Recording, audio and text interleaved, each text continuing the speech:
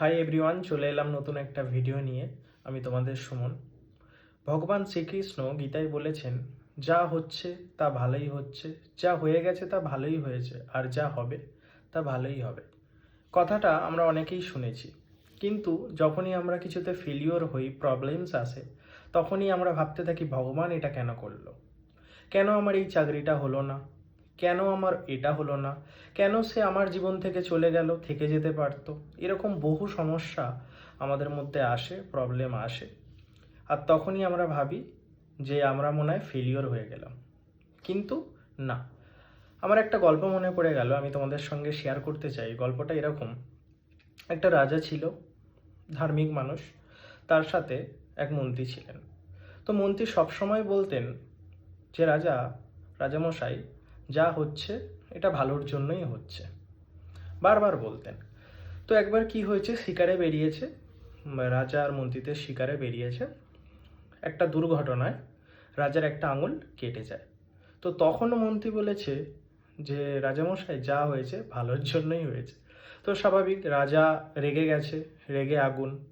তো সেই রাগের চোটে মন্ত্রীকে জেলে পাঠিয়ে দেয়। তারপরে রাজা আবার একদিন শিকার করতে বেরোয়।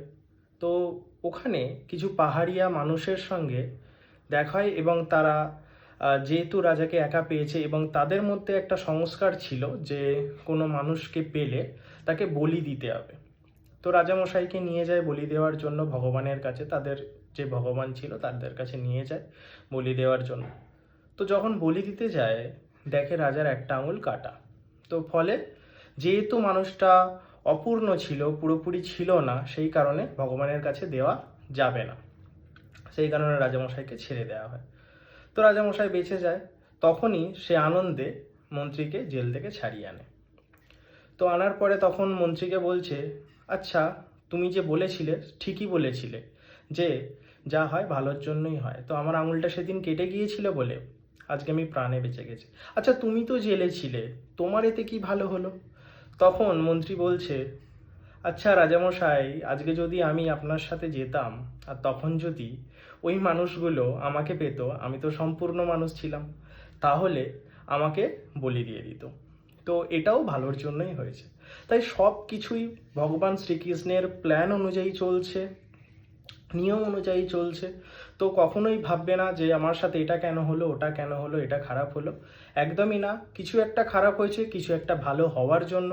তো অপেক্ষা শুধু করতে হবে, তাহলেই সেই ভগবানের প্ল্যান অনুযায়ী তুমিও সেই জিনিসটা পেয়ে যাবে। ওকে, তো আজকের ভিডিওটা এতটাই। যদি ভিডিওটা ভালো লেগে থাকে, লাইক কমেন্ট শেয়ার করে দিও। আর কমেন্টে এরকম একটা ঘটনা তোমরা বলে যেও যে তোমাদের সাথে প্রথমে মনে হয়েছিল খারাপ হয়েছে, কিন্তু আগামীতে সেটা অনেক ভালো হিসাবে রিটার্ন এসেছে। ওকে, তো চলো, টাটা, থ্যাংক ইউ।